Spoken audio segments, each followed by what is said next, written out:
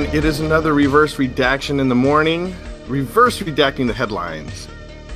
I'm here with Jared Putnam. We're just going to take a look at one headline each, see if we can keep it to a morning snippet. We'll call it a morning snippet this morning. Keep it fast, keep it going, and hopefully keep it interesting. How are you doing this morning, Jared? Yeah, just doing okay. I'm making it. Making it. Hey, making it is better than not making it. It is better than not making it, yeah. We're off to a great start. Okay, so this morning, headlines. The biggest headline for me is that the GDP is up 4.1%. I think that's pretty huge. And then you were going to go over the headline of Cohen. It was the Cohen headline about the fact that he knew something about Russia. Yeah, so it broke late last night. Yeah, Michael Cohen, Trump's former attorney, whose offices were raided and everything. They just had the tape released the other day of where he had taped, some of the meetings of discussions of paying off a porn star and this, that, and the other. So last night it broke that he claims that President Trump knew in advance about the planned meeting between Donald Jr. and the Russian lawyer who has ties to the Kremlin, and that Cohen was willing to take this to Mueller. So so that would be another interesting twist on that, because originally what we started out with was that this was a meeting between Donald Jr. and a couple other people and this lawyer about adoptions, because in Russia, Vladimir Putin, I think basically stopped any American adoptions several years ago, or a few years ago. So that was what it was. That was the original story. And ostensibly, right? It was about the adoption thing. That was the original story, and then it came out that they had actually been offering dirt on Hillary Clinton, and so then Donald Jr. took the interesting step of basically saying like, okay, yeah, that's what it was, and then he tweeted out the emails. Yeah. Okay. So then for the longest time, the line was that President Trump didn't know anything about it in advance, and that's still been the story up until now. But then there was a statement that came out from the Donald Trump Jr. camp, and I can't remember originally if it was like always really suspicious that Trump had dictated parts of it or what. But he said, no, didn't have any involvement. His lawyer said, no, he didn't have any involvement with dictating the statement about it. Sarah Huckabee Sanders said that.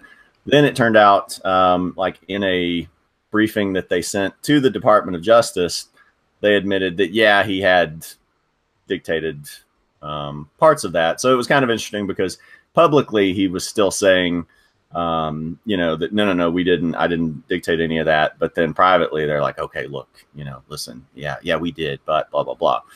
So it was funny, those two. So then now, so the most recent thing is, after all that Cohen says that he knew in advance that it was going to take place. Giuliani responded last night and said, no, he's a pathological liar. And then Trump said this morning, no, he did not know that. He didn't know anything in advance. So, I think he probably did, but does anybody care? Right. No, I agree. Nobody's going to care. Part of the fact that nobody on the right is going to care. I don't think anybody's going to care. Oh, come on. The left will very much care. But the news apparatchik will, but will anybody? Can you picture any friends on the left saying, "We got him"? Oh yeah. Oh, really? Absolutely. Yeah. People like on Twitter, because I mean, it's not going to. I mean, especially if Cohen doesn't have any evidence, if it's just his word, it's not going to mean anything. But yeah, no, I mean, everything that comes up, you know, people get super excited about it, you know, and so, you know, if you know, when the whole line is, you know, the witch hunt and there's no collusion and this, that, and the other, even though that wouldn't really be, I don't think he's, I'll just say, I don't think he's going to get impeached. I think there's almost nothing that could happen that would get him impeached. But if it did turn out to be true, if Cohen had some sort of proof that he, you know, knew ahead of time and approved, then you've at least got evidence of saying he was all for, you know, attempting to collude in some way. Okay, but I mean, like, all things equal. Mm-hmm. Take Trump's name out of this. Just put, like, you know, just some face of a man or, you know, whatever, human. Mm-hmm. Do you think in people's hearts, anybody really cares or really, like, is surprised Mm-hmm. that a candidate, you know, was interested in dirt on their opponent? Well, my favorite game to play is my absolute favorite game in the world today to play is pretend Obama did what Trump just did. To take all of the things that just happened, but but change out Trump with Obama and say Russia with Iran. Because I've known so many people, I mean, mostly older people, who have been, you know, they get chain emails and things like that. It's amazing that those are still a thing, but you know, they get chain emails on, you know, for the longest time. Of course, this was when Obama went into office in 2008. That Barack Obama's a secret Muslim, and that he, you know, was definitely born in Kenya, and that his goal is to destroy the United States. And I'm not, you know, not exaggerating any of that, and they 100% believe it.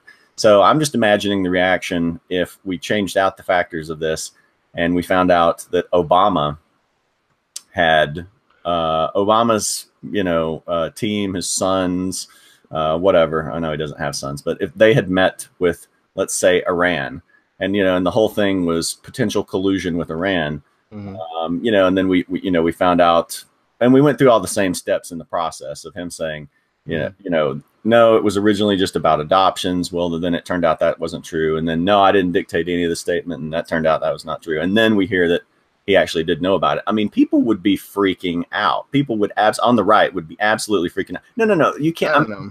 I think so. I think some would, but, like, I think in their hearts, like, I think in my heart, I'd be like, I mean, you know, if the situation was the same, where it was like it was opposition, he was looking into McCain, you know, and Iran had stuff on McCain. I mean, my heart goes bored at that point. Yeah, I mean, and again, maybe it's the differences between our two regions. You know, me being in the Bible Belt, red state belt. Right. But the biggest difference, though, is that Trump has a megaphone pointed at him. You know, the media would not have gone crazy over, maybe people at Fox News, if Obama. I mean, the difference is that yeah, a couple, like, people, maybe even me, would have gotten upset, but it would have quickly dissipated because there's no big megaphone blaring it at you 24/7. Well, Fox News, like you said, I mean, it would have been reversed to a certain extent. You know, Fox News would have been promoting it, and Sean Hannity is the biggest. You know, we talked about Ben Shapiro the other day being the biggest pundit on the internet. Sean Hannity is the biggest pundit on television. You know, makes between 35 and 40 million a year, just ratings through the roof. So again, I think the two sides that, you know, reactions would have been reversed. But I mean, yeah, for plenty of people that I know personally who already with zero evidence, are convinced that Obama was born in Kenya, convinced that Obama's a Muslim, and convinced that he wanted to destroy the United States. I mean, that was just with him having a middle name named Hussein and having a Kenyan father. So So if you gave these people what we have, with the Trump situation and just reverse or, just changed out who it was, they would be out of their minds. I would be afraid to go to their homes because they would be like, I would be afraid that they were on guard with their gun on their porch, afraid that, Obama's well, I mean, jet look, squads were coming in. it's a fun hypothetical game. We have no idea what would really happen. Oh, I know what would happen here. Yeah, I don't know in general. I mean, you really don't. You like to know what would happen in the hypothetical and what's happening in people's brains, but really, well, it's just when that's a small part of the equation when we can discuss like how they've already reacted to certain things. I know. I mean, you can see difficult to like extrapolate out what. Right, but I mean, like, okay, well, we could go on about it forever. The thing is it's probably not going to make any difference because the Q2, the second quarter, what is it? The numbers came out, and so GDP has grown 4.1%. Now, it's funny because 4.1% is pretty huge. But there were like predictions of maybe 5%. I think it got a little crazy, and so I think if you had told people that it was going to be 4.1% last year, nobody would have believed you. But now that people have seen it growing, I think it's almost a little disappointing. Yeah, that honestly, it's not a story that I had. I saw it come out this morning, in terms of I hadn't really been following what the expectations for it were. So, well, at the beginning of the year, I remember them saying if it is over 4%, then Trump wins re-election or something like that, right? There's those predictions from both sides. They were like thinking, and the left is saying there's no way it's going to go over 4%. Now, what happened though is it's sort of tied into the whole tariffs thing, because what I've heard some analysts say is that the reason it made it over the 4% hump, is because of people gathering before the storm of the tariff war. The trade war is coming, and so people were, like there was just a ton of spending in anticipation of a trade war. Oh, okay. Okay, that's interesting. Yeah. I mean, in terms of saying that Trump will, I mean, I think he's got a good chance to win re-election, but I think in terms of saying that he'll definitely win re-election, because I mean, we're in July 2018. We've got nearly 2.5 more years, and. Well, but the real question is what is its effect going to be on the 2018 midterm elections? Yeah. Is this and because it's what was the Clinton? It's the economy, stupid, and the economy's booming. So what does that mean? What do the trade wars mean? And somebody brought up the idea that now that the EU has sort of broken the seal, that you're going to see more countries coming in, that everybody was waiting who's going to be the first. And it was kind of curious, or the EU kind of cheated because no particular country can say we gave in, because it was the EU, the nebulous EU that towed to Trump or what have you. Cowed, not towed. I don't know what towed is. I think there's kowtowed. Oh, it's like the full expression. So you kind of like, yeah, part of it, kind of. I don't even know what that kowtowed. I think, say that over and over again. See if it doesn't. Okay. Yeah. So what were you gonna say? I always think of it as kind of. I don't actually know what the definition is. I always think of it as being like kneeling or bowing to, just because of the ow in it. Anyway. Yeah. The bow. Yeah. That's probably not right. I don't know. It's so hard to figure out like how people will vote. You know, in terms of the economy in the fall, because you've got so many different factors with, you know, where the stock market is an all-time high. If you've got the right stocks, you're doing really well right now. You know, the unemployment is down. But, you know, then for, you know, your average worker in a low level job, how much are they seeing, you know, practical changes and benefits of the current economy? So it's like everything else today, where I really don't know how it's gonna fall when it actually comes down to voting on it. I think my prediction is, especially with this, you know, with the 4.1, I think it's going to be really close. I don't think it's going to be a wave. Yeah. I don't think it's going to be a Democratic wave, but I think they are going to win like one. You know, like they're going to gain a majority maybe of one in the House or the Senate. In the House. Senate, I don't think they have a chance. Yeah, I don't think in the Senate either. Just the numbers aren't there. Most of the seats up for election are Democrat seats. I think they might be lucky to hold what they've got in the Senate numbers wise.